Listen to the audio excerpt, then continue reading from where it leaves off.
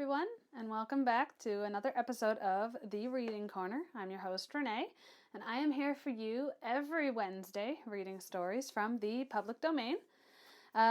We are currently reading through The Professor, and we will be starting with chapter 22 today. So if you haven't watched the previous episodes, you should go back and read them. Otherwise, you won't really know what's going on in the story. I'm also here for you every end month with an original short story written by myself. And I am also here every mid-month with my D&D group, the Couch Gamers, and we are currently playing through Tales from the Yawning Portal, so be sure to check that out. There's a lot of fun over there. But without further ado, let's get into it. Chapter 22. A week is gone. Le jour des noces arrived. The marriage was solemnized at St. Jacques. Mademoiselle Zoraide became Madame Palais, née Reuter, and in about an hour after this transformation, the happy pair, as newspapers phrase it, were on their way to Paris, where, according to previous arrangement, the honeymoon was to be spent. The next day I quitted the pensionnat. Myself and my chattels, some books and clothes, were soon transferred to a modest lodging I had hired in a street not far off. In half an hour my clothes were arranged in a commode, my books on a shelf, and the flitting was effected. I should not have been unhappy that day had not one pang tortured me, a longing to go to the Rue Notre-Dame-aux-Neiges. Resisted, yet irritated by an inward resolve to avoid that street till such time as the mist of doubt should clear from my prospects. It was a sweet September evening, very mild, very still. I had nothing to do. At that hour I knew Frances would be equally released from occupation. I thought she might possibly be wishing for her master. I knew I wished for my pupil. Imagination began with her low whispers, infusing into my soul the soft tale of pleasures that might be. "You will find her reading or writing," said she. "You can take your seat at her side. You need not startle her peace by undue excitement. You need not embarrass her manner by unusual action or language. Be as you always are. Look over what she has written. Listen while she reads. Chide her or quietly approve. You know the effect of either system. You know her smile when pleased. You know the play of her looks when roused. You have the secret of awakening that expression you will, and you can choose amongst that pleasant variety. With you she will sit silent as long as it suits you to talk alone. You can hold her under a potent spell. Intelligent as she is, eloquent as she can be, you can seal her lips and veil her bright countenance with diffidence. Yet, you know, she is not all monotonous mildness. You have seen, with a sort of strange pleasure, revolt, scorn, austerity, bitterness, lay energetic calm to a place in her feelings and physiognomy. You know that few could rule her as you do. You know she might break, but never bend under the hand of tyranny and injustice. But reason and affection can guide her by a sign. Try their influence now. Go. They are not passions. You may handle them safely. I will not go, was my answer to that sweet temptress. A man is master of himself to a certain point, but not beyond it. Could I seek Frances tonight? Could I sit with her alone in a quiet room and address her only in the language of reason and affection? No, was the brief, fervent reply of that love which had conquered and now controlled me. Time seemed to stagnate. The sun would not go down. My watch ticked, but I thought the hands were paralyzed. "What a hot evening!" I cried, throwing open the lattice, for indeed I had seldom felt so feverish. Hearing a step ascending the common stair, I wondered whether the locataire, now mounting to his apartments, were as unsettled in mind and condition as I was, or whether he lived in the calm of certain resources, and in the freedom of unfettered feelings. What! Was he coming in person to solve the problem hardly proposed in inaudible thought? He had actually knocked at the door. At my door! A smart, prompt rap, and almost before I could invite him in, he was over the threshold and had closed the door behind him. "Can't you speak?" he inquired in a few moments, in a tone whose nonchalance seemed to intimate that it was much the same thing whether I answered or not. The fact is, I found it desirable to have recourse to my good friends les bicyclettes, not exactly to ascertain the identity of my visitor, for I already knew him, confound his impudence, but to see how he looked, to get a clear notion of his mien and countenance. I wiped the glasses very deliberately, and put them on quite as deliberately, adjusting them so as not to hurt the bridge of my nose or get entangled in my short tufts of dun hair. I was sitting in the window seat, with my back to the light, and I had him vis-a-vis, a position he would much rather have had reversed, for, at any time, he preferred scrutinizing to being scrutinized.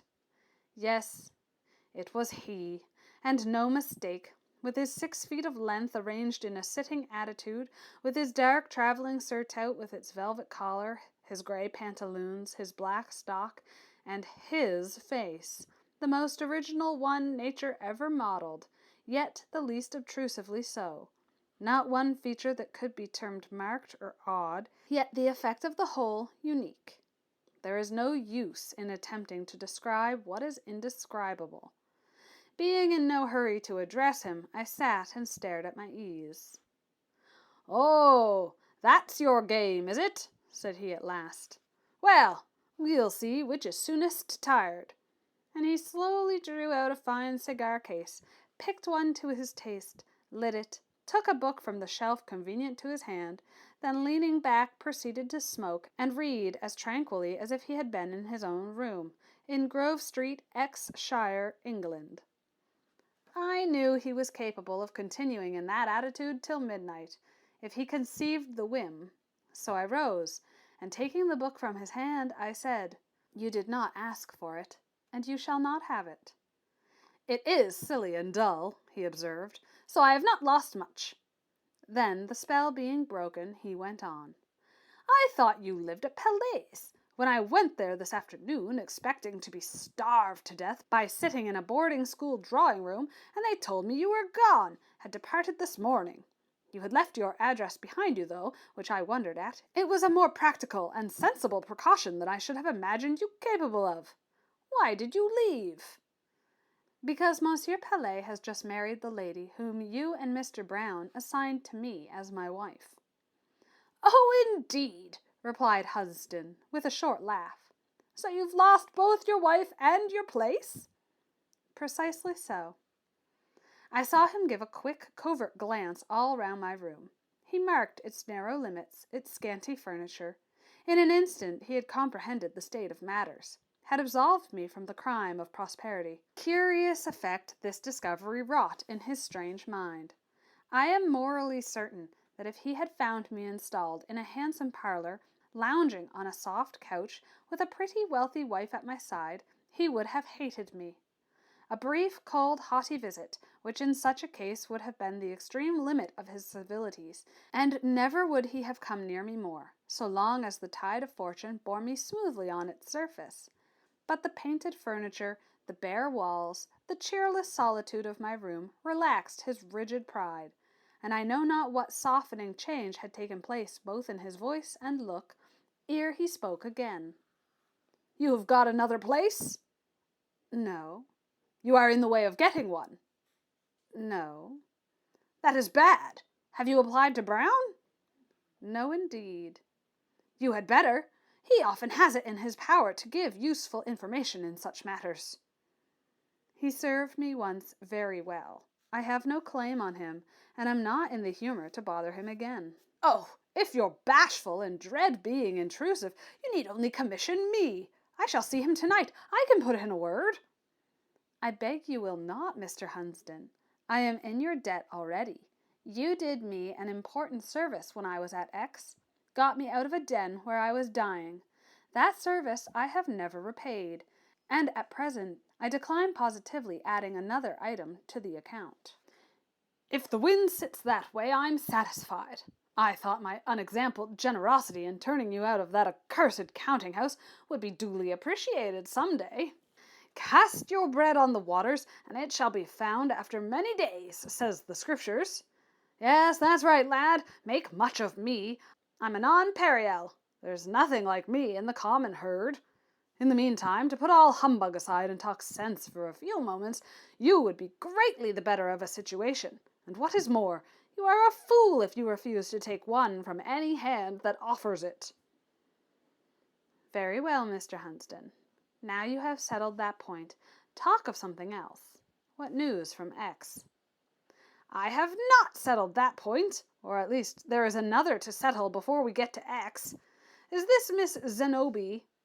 Zoraide, interposed I. Well, Zoraide, is she really married to Pellet? I tell you yes, and if you don't believe me, go and ask the curé of St. Jacques. And your heart is broken? I am not aware that it is. It feels all right, beats as usual. Then your feelings are less superfine than I took them to be.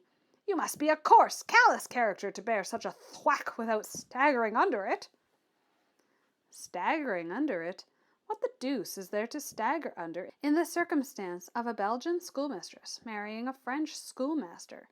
The progeny will doubtless be a strange hybrid race, but that's their lookout, not mine. He indulges in scurrilous jests, and the bride was his affianced one. Who said so? Brown?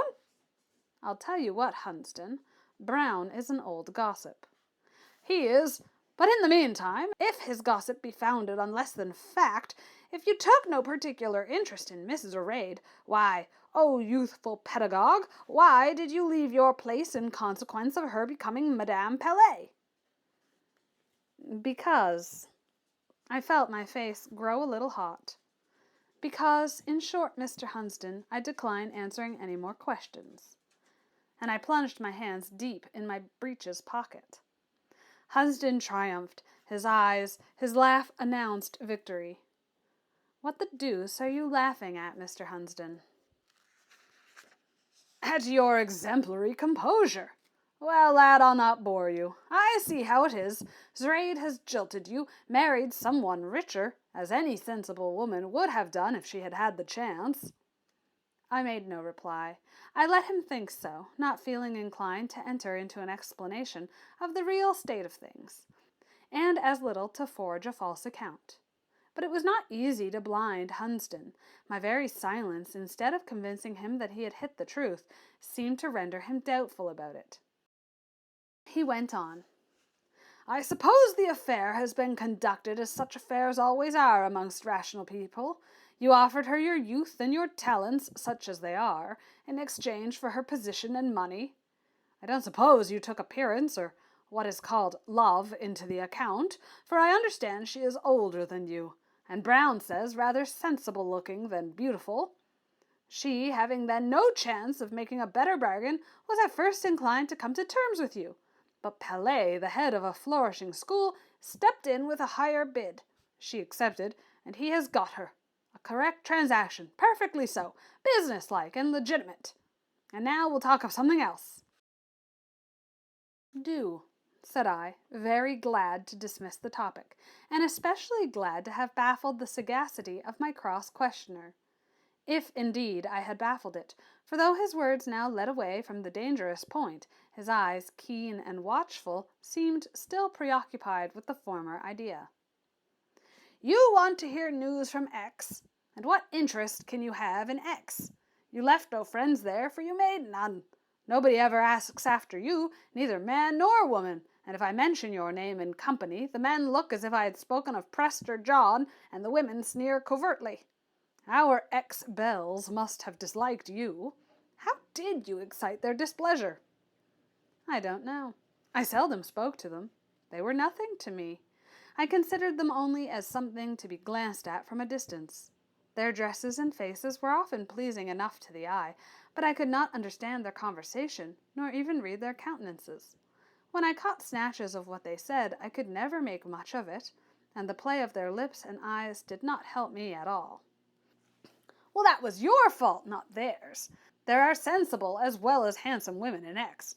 Women it is worth any man's while to talk to, and with whom I can talk with pleasure. But you had and have no pleasant address. There is nothing in you to induce a woman to be affable.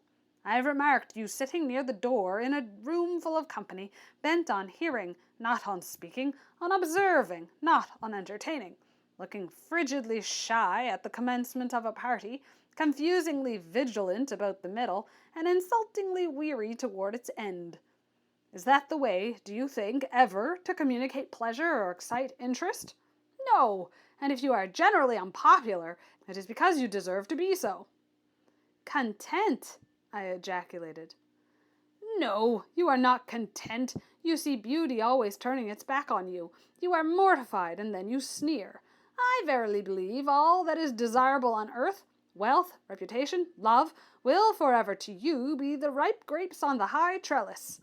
You'll look up at them. They will tantalize in you the lust of the eye, but they are out of reach. You have not the address to fetch a ladder, and you'll go away calling them sour. Cutting, as these words might have been under some circumstances, they drew no blood now. My life was changed. My experience had been varied since I left X.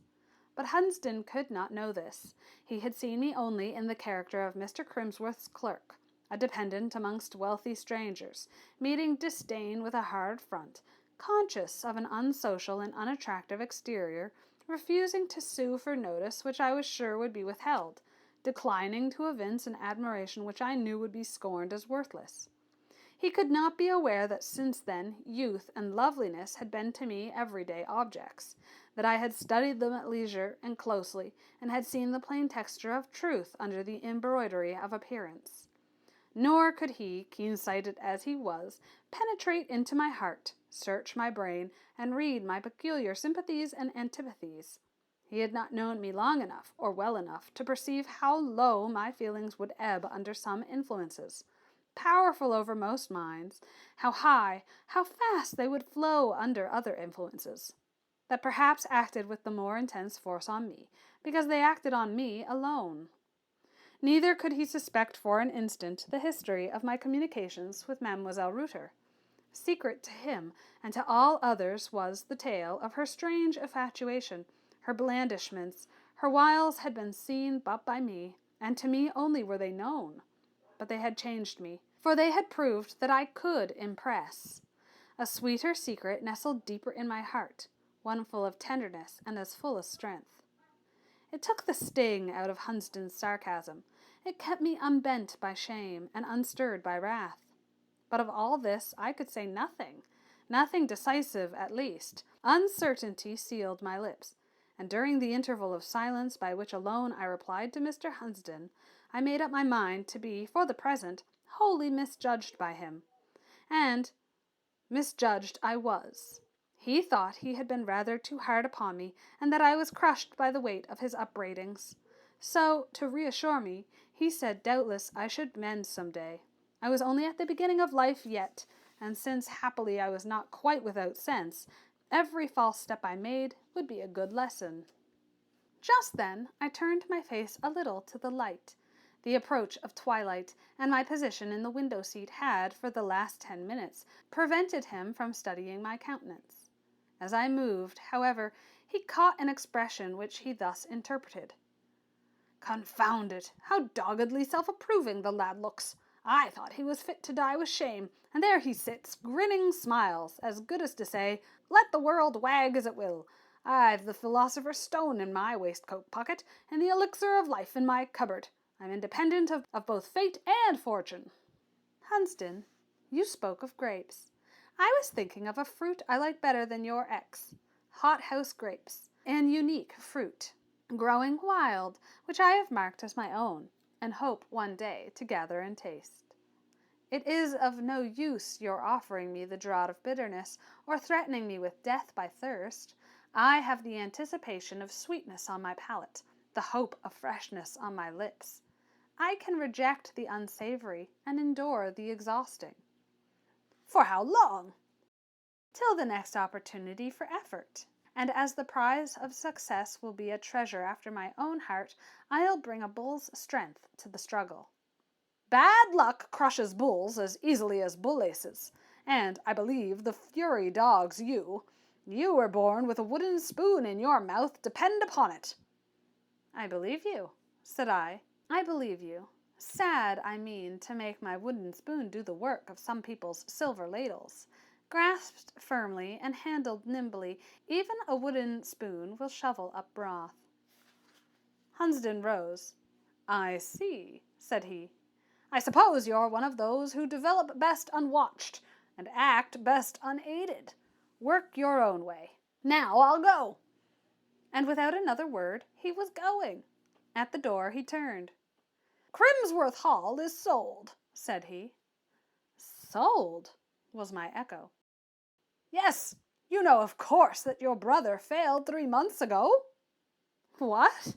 Edward Crimsworth?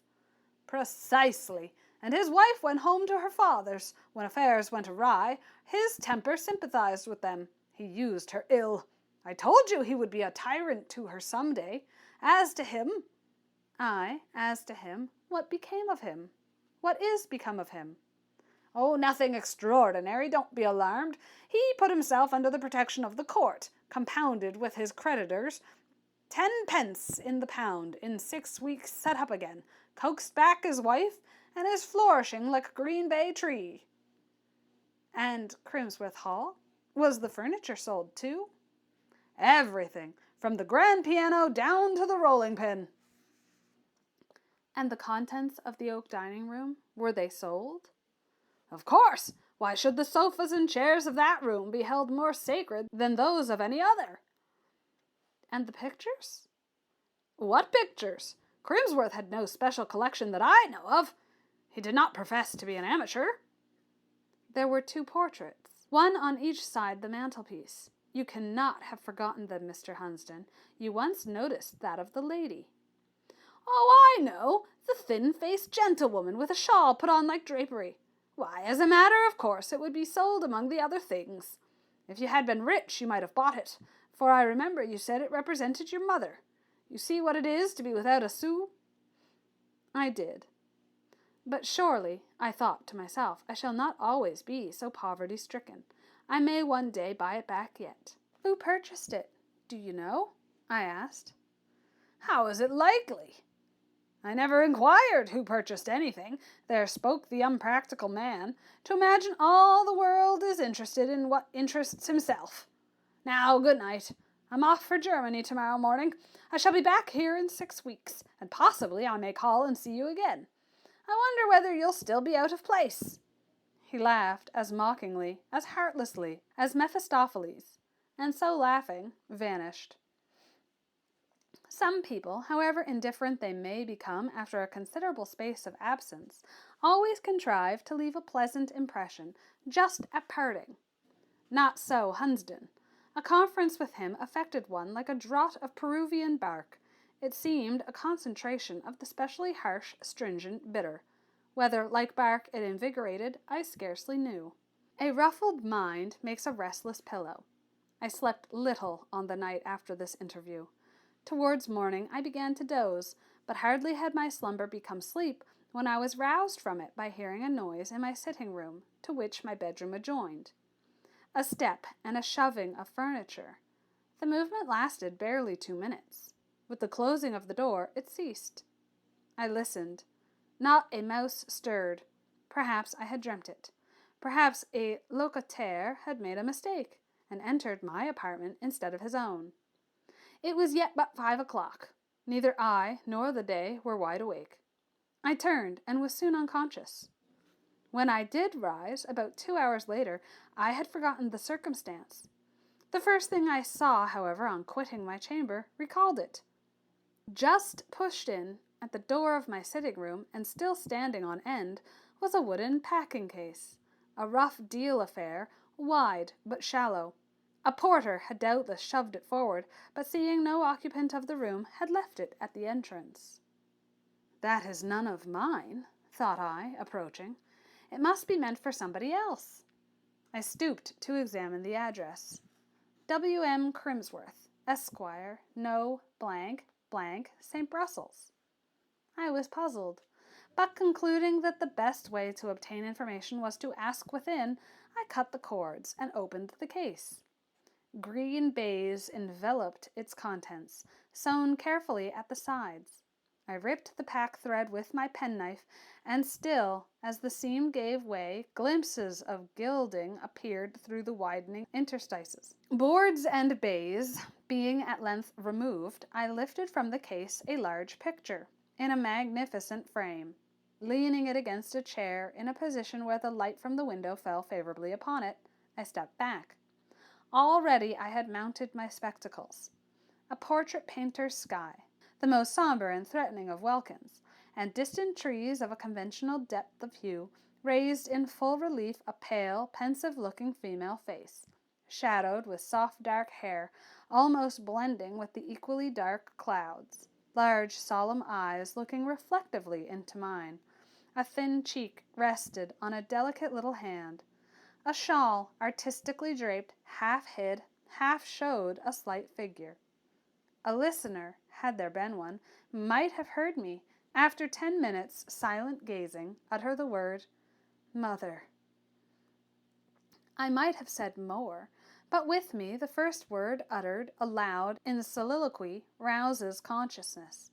It reminds me that only crazy people talk to themselves, and then I think out my monologue, instead of speaking it. I had thought a long while, and a long while had contemplated the intelligence, the sweetness, and alas, the sadness also of those fine gray eyes, the mental power of that forehead, and the rare sensibility of that serious mouth, when my glance traveling downward fell on a narrow billet stuck in the corner of the picture between the frame and the canvas. Then I first asked, who sent this picture? Who thought of me, saved it out of the wreck of Crimsworth Hall, and now commits it to the care of its natural keeper? I took the note from its niche, and thus it spoke. There is a sort of stupid pleasure in giving a child sweets, a fool his bells, a dog a bone. You are repaid by seeing the child besmear his face with sugar, by witnessing how the fool's ecstasy makes a greater fool of him than ever, by watching the dog's nature come out over his bone. In giving William Crimsworth his mother's picture, I give him sweets, bells, and bone all in one. What grieves me is that I cannot behold the result. I would have added 5 shillings more to my bid if the auctioneer could only have promised me that pleasure. H.Y.H. P.S. You said last night you positively declined adding another item to your account with me. Don't you think I've saved you the trouble? I muffled the picture in its green baize covering, restored it to the case, and having transported the whole concern to my bedroom, put it out of sight under my bed. My pleasure was now poisoned by pungent pain. I determined to look no more till I could look at my ease. If Hunsden had come in at that moment, I should have said to him, I owe you nothing, Hunsden, not a fraction of a farthing. You have paid yourself in taunts. Too anxious to remain any longer quiescent, I had no sooner breakfasted than I repaired once more to Monsieur Vandenhouten's, scarcely hoping to find him at home, for a week had barely elapsed since my first call, but fancying I might be able to glean information as to the time when his return was expected.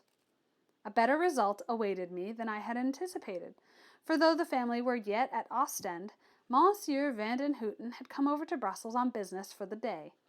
He received me with the quiet kindness of a sincere, though not excitable man. I had not sat 5 minutes alone with him in his bureau before I became aware of a sense of ease in his presence, such as I rarely experienced with strangers. I was surprised at my own composure, for after all I had come on business to me exceedingly painful, that of soliciting a favor. I asked on what basis the calm rested. I feared it might be deceptive. Ere long I caught a glimpse of the ground, and at once I felt assured of its solidity. I knew where it was. Monsieur Vandenhouten was rich, respected, and influential. I, poor, despised, and powerless. So we stood to the world at large as members of the world's society.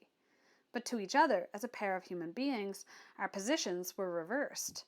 The Dutchman, he was not Flamand, but pure Hollandaise, was slow, cool, of rather dense intelligence, though sound and accurate judgment. The Englishman, far more nervous, active, quicker both to plan and to practice, to conceive and to realize. The Dutchman was benevolent, the Englishman susceptible. In short, our characters dovetailed, but my mind, having more fire and action than his, instinctively assumed and kept the predominance. This point settled, and my position well ascertained, I addressed him on the subject of my affairs with that genuine frankness which full confidence can alone inspire. It was a pleasure to him to be so appealed to. He thanked me for giving him this opportunity of using a little exertion in my behalf. I went on to explain to him that my wish was not so much to be helped as to be put into the way of helping myself. Of him I did not want exertion, that was to be my part, but only information and recommendation. Soon after I rose to go. He held out his hand at parting, an action of greater significance with foreigners than with Englishmen. As I exchanged a smile with him, I thought the benevolence of his truthful face was better than the intelligence of my own. Characters of my order experience a balm-like solace in the contact of such souls as animated the honest breast of Victor van den Houten.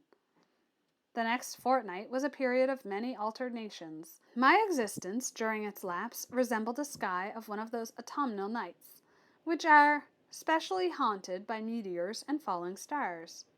Hopes and fears, expectations and disappointments descended in glancing showers from zenith to horizon, but all were transient, and darkness followed swift each vanishing apparition.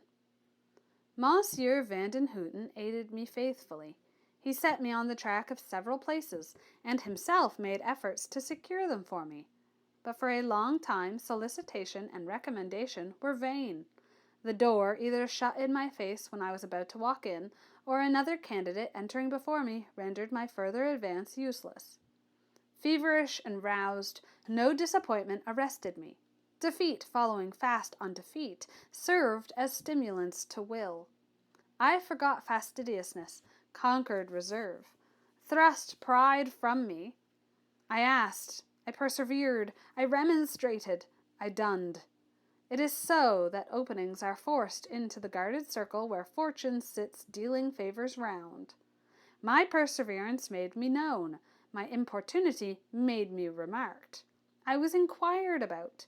My former pupils' parents, gathering the reports of their children, heard me spoken of as talented, and they echoed the word. The sound, bandied about at random, came at last to ears which, but for its universality, it might never have reached. And at the very crisis, when I had tried my last effort and knew not what to do, Fortune looked in at me one morning as I sat in drear and almost desperate deliberation on my bedstead, nodded with the familiarity of an old acquaintance, though God knows I had never met her before, and threw a prize into my lap. In the second week of October, 18 I got the appointment of English professor to all the classes of College, Brussels, with a salary of 3,000 francs per annum, and the certainty of being able, by dint of the reputation and publicity accompanying the position, to make as much more by private means. The official notice, which communicated this information, mentioned also that it was the strong recommendation of Monsieur van den Houten, négociant, who had turned the scale of choice in my favor. No sooner had I read the announcement than I hurried to Monsieur van der Houten's bureau, pushed the document under his nose, and when he had perused it, took both his hands and thanked him with unrestrained vivacity. My vivid words and emphatic gesture moved his Dutch calm to unwonted sensation. He said he was happy, glad to have served me, but he had done nothing meriting such thanks. He had not laid out a centime, only scratched a few words on a sheet of paper. Again I repeated to him, "You have made me quite happy, and in a way that suits me. I do not feel an obligation irksome, conferred by your kind hand. I do not feel disposed to shun you because you have done me a favor. From this day you must consent to admit me to your intimate acquaintance, for I shall hereafter recur again and again to the pleasure of your society." Ainsi soit-il. was the reply, accompanied by a smile of benignant content. I went away with its sunshine in my heart. Chapter 23. It was 2 o'clock when I returned to my lodgings. My dinner, just brought in from a neighboring hotel, smoked on the table. I sat down thinking to eat. Had the plate been heaped with post-herds and broken glass instead of boiled beef and haircots, I could not have made a more signal failure. Appetite had forsaken me. Impatient of seeing food which I could not taste, I put it all aside into a cupboard, and then demanded, "What shall I do till evening?" For before 6 p.m. it would be vain to seek the Rue Notre-Dame-aux-Neiges. Its inhabitant, for me it had but one, was detained by her vocation elsewhere. I walked in the streets of Brussels, and I walked in my own room from 2 o'clock till 6. Never once in that space of time did I sit down. I was in my chamber when the last name hour struck. I had just bathed my face and feverish hands, and was standing near the glass. My cheek was crimson, my eye was flame. Still all my features looked quite settled and calm. Descending swiftly the stair and stepping out, I was glad to see twilight drawing on its clouds. Such shade was to me like a grateful screen, and the chill of latter autumn, breathing in a fitful wind from the northwest, met me as refreshing coolness. Still, I saw it was cold to others, for the women I passed were wrapped in shawls, and the men had their coats buttoned close. When are we quite happy? Was I so then? No, an urgent and growing dread worried my nerves, and had worried them since the first moment good tidings had reached me. How was Frances? It was 10 weeks since I had seen her, 6 since I had heard from her or of her. I had answered her letter by a brief note, friendly but calm, in which no mention of continued correspondence or further visits was made. At that hour my bark hung on the topmost curl of a wave of fate, and I knew not on what shoal the onward rush of the billow might hurl it. I would not then attach her destiny to mine by the slightest thread. If doomed to split on the rock or run aground on the sandbank, I was resolved no other vessel should share my disaster. But 6 weeks was a long time, and could it be that she was still well and doing well? Were not all sages agreed in declaring that happiness finds no climax on earth? Dared I think that but half a street now divided me from the full cup of contentment, the draught drawn from the waters said to flow only in heaven? I was at the door. I entered the quiet house. I mounted the stairs. The lobby was void and still, all the doors closed. I looked for the neat green mat. It lay dully in its place. "Signal of hope," I said, and advanced. "But I will be a little calmer. I am not going to rush in and get up a scene directly." Forcibly staying my eager step, I paused on the mat. What an absolute hush! Is she in? Is anybody in? I demanded to myself. A little tinkle, as of cinders falling from a grate, replied. A movement. A fire was gently stirred, and the slight rustle of life continuing. A step paced equably backwards and forwards in the apartment. Fascinated, I stood, more fixedly fascinated, when a voice rewarded the attention of my strained ear. So low, so self-addressed. I never fancied the speaker otherwise than alone. Solitude might speak thus in a desert, or in the hall of a forsaken house. "And ne'er but once, my son," he said, "was yon dark cavern trod, in persecution's iron days, when the land was left by God. From Booley's bog, with slaughter red, a wanderer hither drew, and oft he stopped and turned his head, as by fits the night winds blew. For trampling round by Cheviot edge were heard the troopers keen, and frequent from the Whitelaw ridge the death shot flashed between." The old Scotch ballad was partially recited, then dropped. A pause ensued, and then another strain followed, in French, of which the purport, translated, ran as such. "I gave at first attention close, then interest warm ensued. From interest, as improvement rose, succeeded gratitude. Obedience was no effort soon, and labor was no pain. If tired, a word, a glance alone would give me strength again. From others of the studious band, ere long he singled me, but only by more close demand and sterner urgency. The task he from another took, from me he did reject. He would no slight omission broke, and suffer no defect. If my companions went astray, he scarce their wanderings balmed, but if I faltered in the way, his anger fiercely flamed. Something stirred in the adjoining chamber. It would not do to be surprised eavesdropping. I tapped hastily, and as hastily entered. Frances was just before me. She had been walking slowly in her room, and her step was checked by my advent. Twilight only was with her, and tranquil, ruddy firelight. To those sisters, the bright and the dark, she had been speaking, ere I entered, in poetry. Sir Walter Scott's voice, to her a foreign, far-off sound, a mountain echo, had uttered itself in the first stanzas. The second, I thought, from the style and the substance, was the language of her own heart. Her face was grave, its expression concentrated. She bent on me an unsmiling eye, an eye just returning from abstraction, just awaking from dreams. Well arranged was her simple attire, smooth her dark hair, orderly her tranquil room. But what, with her thoughtful look, her serious self-reliance, her bent to meditation and haply inspiration? What had she to do with love? Nothing, was the answer of her own sad, though gentle countenance. It seemed to say, I must cultivate fortitude and cling to poetry. One is to be my support, and the other my solace through life. Human affections do not bloom, nor do human passions glow for me.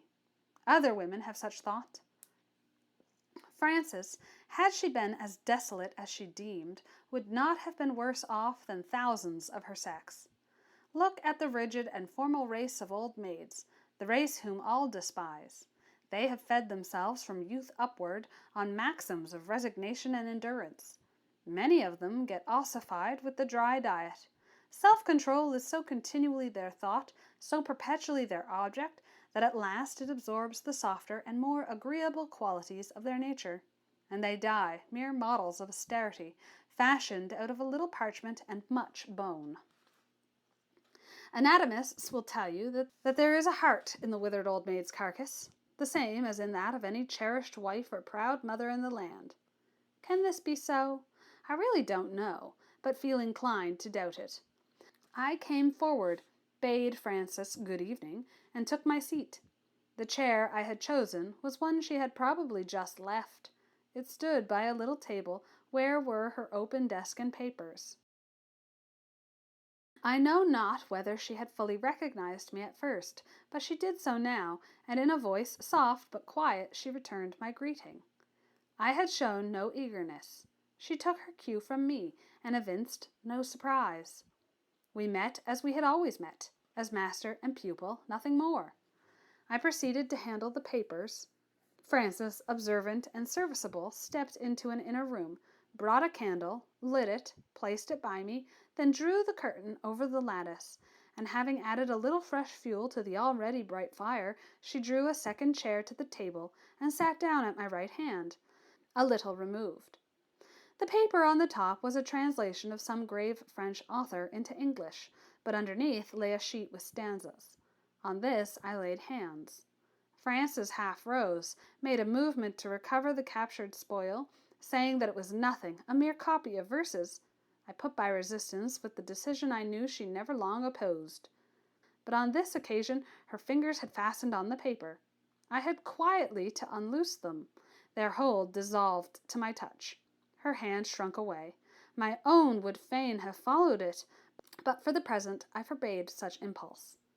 The first page of the sheet was occupied with the lines I had overheard. The sequel was not exactly the writer's own experience, but a composition by portions of that experience suggested. Thus, while egotism was avoided, the fancy was exercised, and the heart satisfied. I translate as before, and my translation is nearly literal. It continued as thus.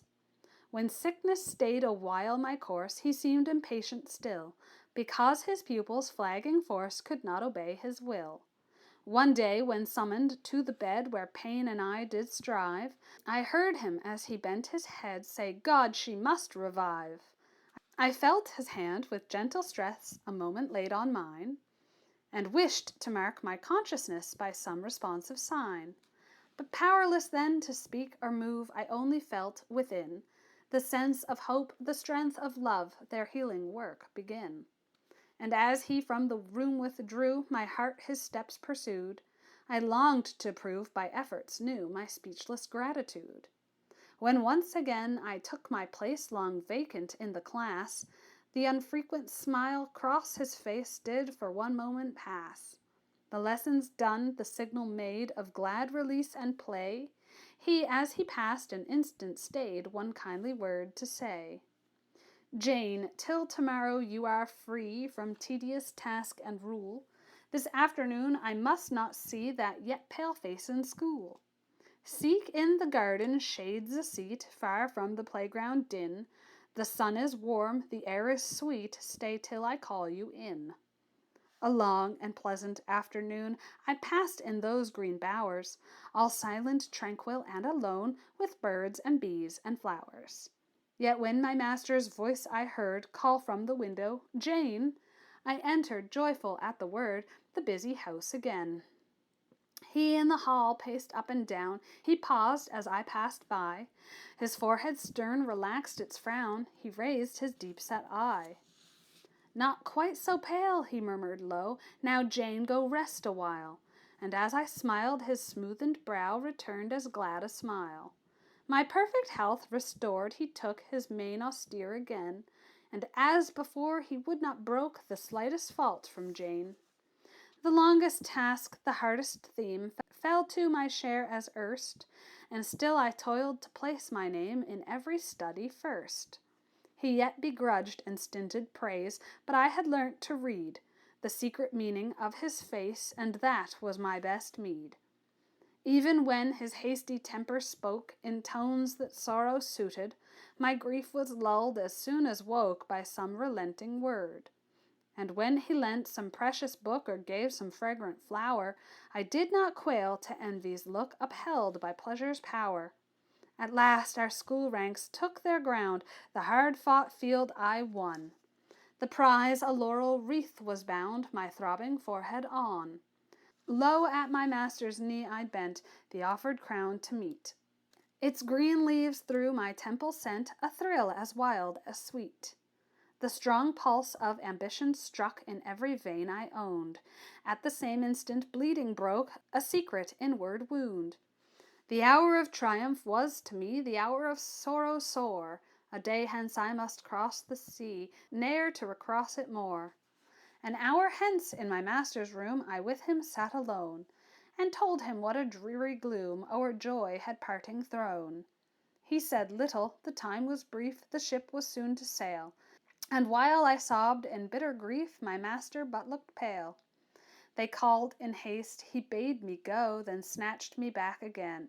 He held me fast and murmured low, "Why will they part us, Jane? Were you not happy in my care? Did I not faithful prove? Will others too my darling bear as true, as deep a love? O God, watch o'er my foster child, O guard her gentle head. When minds are high and tempests wild, protection round her spread." They call again, "Leave then my breast, quit thy true shelter, Jane. But when deceived, repulsed, oppressed, come home to me again." I read, then dreamily made marks on the margin with my pencil, thinking all the while of other things, thinking that Jane was now at my side, no child but a girl of 19, and she might be mine, so my heart affirmed. Poverty's curse was taken off me, envy and jealousy were far away, and unapprised of this our quiet meeting, the frost of the master's manner might melt. I felt the thaw coming fast. Whether I would or not, no further need for the eye to practice a hard look, for the brow to compress its expanse into a stern fold. It was now permitted to suffer the outward revelation of the inward glow, to seek, demand, elicit an answering ardor. While musing thus, I thought that the grass on Hermon never drank the fresh dews of sunset more gratefully than my feelings drank the bliss of this hour. Frances rose, as if restless. She passed before me to stir the fire, which did not want stirring. She lifted and put down the little ornaments on the mantelpiece. Her dress waved within a yard of me, slight, straight, and elegant. She stood erect on the hearth. There are impulses we can control, but there are others which control us, because they attain us with a tiger leap, and are our masters ere we have seen them. Perhaps, though, such impulses are seldom altogether bad. Perhaps reason, by a process as brief as quiet, a process that is finished ere felt, has ascertained the sanity of the deed instinct mediates, and feels justified in remaining passive while it is performed. I know I did not reason. I did not plan or intend. Yet, whereas one moment I was sitting so loose on the chair near the table, the next I held Frances on my knee, placed there with sharpness and decision, and retained with exceeding tenacity. "Monsieur!" cried Frances, and was still. Not another word escaped her lips. Sorely confounded she seemed during the lapse of the first few moments. But the amazement soon subsided. Terror did not succeed, nor fury. After all, she was only a little nearer than she had ever been before, to one she habitually respected and trusted. Embarrassment might have impelled her to contend, but self-respect checked resistance where resistance was useless. "Frances, how much regard have you for me?" was my demand. No answer. The situation was yet too new and surprising to permit speech. On this consideration, I compelled myself for some seconds to tolerate her silence, though impatient of it. Presently I repeated the same question, probably not in the calmest of tones. She looked at me. My face, doubtless, was no model of composure, my eyes no still wells of tranquillity. "Do speak," I urged, and a very low, hurried, yet still arch voice said, "Monsieur, vous me faites mal. De grâce lâchez un peu ma main droite." In truth, I became aware that I was holding the said main droite in a somewhat ruthless grasp. I did as desired, and for the third time asked more gently, "Frances, how much regard have you for me?" "Ma maître, j'en ai beaucoup," was the truthful rejoinder. "Frances, have you enough to give yourself to me as my wife, to accept me as your husband?" I felt the agitation of the heart. I saw the purple light of love cast its glowing reflection on cheeks, temples, neck. I desired to consult the eye, but sheltering lash and lid forbade. "Monsieur," said the soft voice at last, "Monsieur désirait savoir si je consens? Si, enfin, si je veux me marier avec lui?" "Justement." "Monsieur, sera-t-il aussi bon mari qu'il a été bon maître?" "I will try, Frances." A pause, then with a new, yet still subdued inflection of the voice, and an inflection which provoked while it pleased me, accompanied too by a sourire à la fois fin et timide, in perfect harmony with the tone. "C'est-à-dire, monsieur, sera toujours un peu entente, exigeante, volontaire." "Have I been so, Frances?" "Mais oui, vous le savez bien." "Have I been nothing else?" "Mais oui, vous avez été mon meilleur ami."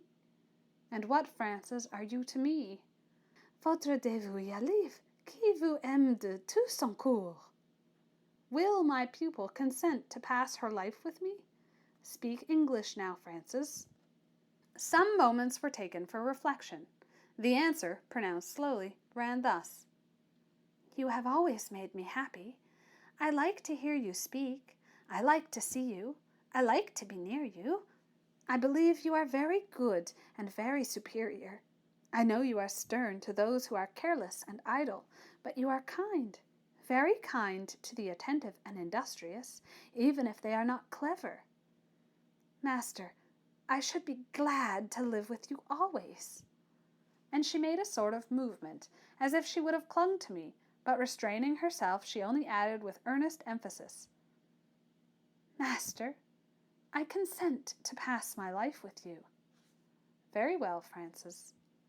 I drew her a little nearer to my heart. I took a first kiss from her lips, thereby sealing the compact now framed between us. Afterwards, she and I were silent, nor was our silence brief. Frances's thoughts during this interval I know not, nor did I attempt to guess them. I was not occupied in searching her countenance, nor in otherwise troubling her composure. The peace I felt, I wished her to feel. My arm, it is true, still detained her, but with a restraint that was gentle enough, so long as no opposition tightened it. My gaze was on the red fire. My heart was measuring its own content. It sounded, and found the depth fathomless. "Monsieur," at last said my quiet companion, as stirless in her happiness as a mouse in its terror. Even now, in speaking, she scarcely lifted her head. "Well, Frances, I like unexaggerated intercourse. It is not my way to overpower with amorous epithets, any more than to worry with selfishly importunate caresses." "Monsieur est raisonnable, n'est-ce pas?" "Yes, especially when I am requested to be so in English. But why do you ask me? You see nothing vehement or obtrusive in my manner. Am I not tranquil enough?" "Ce n'est pas cela," began Frances. "English," I reminded her. "Well, monsieur, I wished merely to say that I should like, of course, to retain my employment of teaching." "You will teach still, I suppose, monsieur?" "Oh, yes. It is all I have to depend on." Good. Thus we shall have both the same profession. I like that, and my efforts to get on will be as unrestrained as yours, will they not, monsieur?" "You are laying plans to be independent of me," said I. "Yes, monsieur. I must be no encumbrance to you, no burden in any way." "But, Frances, I have not yet told you what my prospects are. I have left Monsieur Pelet's, and after nearly a month's seeking, I have got another place, with a salary of 3,000 francs a year, which I can easily double by a little additional exertion. Thus, you see, it would be useless for you to fag yourself by going out to give lessons. On 6,000 francs, you and I can live, and live well." Frances seemed to consider. There is something flattering to a man's strength, something consonant to his honorable pride, in the idea of becoming the providence of what he loves, feeding and clothing it as God does the lilies of the field. So, to decide her resolution, I went on. "Life has been painful and laborious enough to you so far, Frances. You require complete rest. Your 1,200 francs would not form a very important addition to our income, and what sacrifice to comfort to earn it! Relinquish your labors. You must be weary, and let me have the happiness of giving you rest." I am not sure whether Frances had accorded due attention to my harangue, instead of answering me with her usual respectful promptitude. She only sighed and said, "How rich you are, monsieur," and then she stirred uneasy in my arms. 3,000 francs, she murmured, "while I get only 1,200. She went on faster. "However, it must be so for the present, and monsieur, were you not saying something about my giving up my place? Oh, no, I shall hold it fast." And her little fingers emphatically tightened on mine. "Think of my marrying you to be kept by you, monsieur. I could not do it, and how dull my days would be. You would be away teaching in close, noisy schoolrooms from morning till evening, and I should be lingering at home, unemployed and solitary. I should get depressed and sullen, and you would soon tire of me." "Frances, you could read and study, 2 things you like so well." "Monsieur, I could not. I like a contemplative life, but I like an active life better. I must act in some way, and act with you. I have taken notice, monsieur, that people who are only in each other's company for amusement never really like each other so well, or esteem each other so highly, as those who work together, and perhaps suffer together." "You speak God's truth," said I at last, "and you shall have your own way, for it is the best way. Now, as a reward for such ready consent, give me a voluntary kiss." After some hesitation, natural to a novice in the art of kissing, she brought her lips into a very shy and gentle contact with my forehead. I took the small gift as a loan, and repaid it promptly and with generous interest. I know not whether Frances was really much altered since the time I first saw her, but as I looked at her now, I felt that she was singularly changed for me. The sad eye, the pale cheek, the dejected and joyless countenance I remembered as her early attributes were quite gone, and now I saw a face dressed in graces. Smile, dimple, and rosy tint rounded its contours, and brightened its hues. I had been accustomed to nurse a flattering idea that my strong attachment to her proved some particular perspicacity in my nature.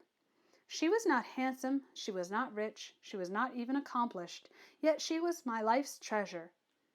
I must, then, be a man of peculiar discernment. Tonight my eyes opened on the mistake I had made.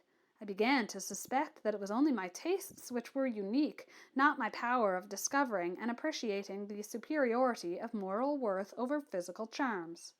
For me, Frances had physical charms. In her there was no deformity to get over, none of those prominent defects of eye, teeth, complexion, shape, which hold at bay the admiration of the boldest male champions of intellect, for women can love a downright ugly man if he be but talented. Had she been either édentée, myope, rougeuse, or bossue, my feelings toward her might still have been kindly, but they could never have been impassioned. I had affection for the poor little misshapen Sylvie, but for her I could never have had love. It is true Frances's mental points had been the first to interest me, and they still retained the strongest hold on my preference. But I liked the graces of her person too. I derived a pleasure, purely material, from contemplating the clearness of her brown eye, the fairness of her fine skin, the purity of her well-set teeth, the proportion of her delicate form, and that pleasure I could ill have dispensed with. It appeared then that I too was a sensualist in my temperate and fastidious way. Now, reader, during the last 2 pages I have been giving you honey fresh from flowers, but you must not live entirely on food so luscious. Taste then a little gall, just a drop by way of change. At a somewhat late hour I returned to my lodgings, having temporarily forgotten that man had any such coarse cares as those of eating and drinking. I went to bed fasting. I had been excited and in action all day, and had tasted no food since 8 that morning. Besides, for a fortnight past I had known no rest either of body or mind. The last few hours had been a sweet delirium. It would not subside now, until long after midnight broke with troubled ecstasy the rest I so much needed. At last I dozed, but not for long. It was yet quite dark when I awoke, and my waking was like that of Job when a spirit passed before his face, and like him the hair of my flesh stood up. I might continue the parallel, for in truth, though I saw nothing, yet a thing was secretly brought unto me, and mine ear received a little thereof. There was silence, and I heard a voice saying, "In the midst of life we are in death." That sound, and the sensation of chill anguish accompanying it, many would have regarded as supernatural, but I recognized it at once as the effect of reaction. Man is ever clogged with his morality, and it was my moral nature which now faltered and planed, my nerves which jarred and gave a false sound, because the soul, of late rushing headlong to an aim, had overstrained the body's comparative weakness. A horror of great darkness fell upon me. I felt my chamber invaded by one I had known formerly, but had thought forever departed. I was temporarily a prey to hypochondria. She had been my acquaintance, nay, my guest, once before in boyhood. I had entertained her at bed and board for a year. For that space of time I had her to myself in secret. She lay with me, she ate with me, she walked out with me, showing me nooks in the woods, hollows in the hills, where we could sit together, and where she could drop her drear veil over me, and so hide sky and sun, grass and green tree, taking me entirely to her death-cold bosom, and holding me with arms of bone. What tales she would tell me at such hours, what songs she would recite in my ears. How she would discourse to me of her own country, the grave, and again promise to conduct me there ere long, and drawing me to the very brink of a black sullen river, shown me, on the other side, shores unequal with mound, monument, and tablet, standing up in a glimmer more hoary than moonlight. Necropolis, she would whisper, pointing to the pale piles, and add, it contains a mansion prepared for you. But my boyhood was lonely, parentless, uncheered by brother or sister, and there was no marvel that, just as I rose to youth, a sorceress, finding me lost in a vague mental wandering, with many affectations and few objects, glowing aspirations and gloomy prospects, strong desires and slender hopes, should lift up her elusive lamp to me in the distance, and lure me to her vaulted home of horrors. No wonder her spells then had power. But now, when my course was widening, my prospect brightening, when my affections had found a rest, when my desires, folding wings, weary with long flight, had just alighted on the very lap of fruition, and nestled there, warm, content, under the caress of a soft hand, why did hypochondria accost me now? I repulsed her as one would a dreaded and ghastly concubine coming to embitter a husband's heart toward his young bride. In vain she kept her sway over me for that night and the next day, and 8 succeeding days. Afterwards my spirits began slowly to recover their tone, my appetite returned, and in a fortnight I was well. I had gone about as usual all the time, and had said nothing to anybody of what I felt. But I was glad when the evil spirit departed from me, and I could again seek Frances, and sit at her side, freed from the dreadful tyranny of my demon. And that is where we are going to leave it for today. Join me next time for the conclusion of The Professor. We only have 2 chapters left. Believe it or not, it's that much of the book, so they're going to be hefty chapters. But we'll get it finished. If you liked this video, please hit that like button, subscribe, share me with all your friends, family, get me out there, and thanks for joining. Bye!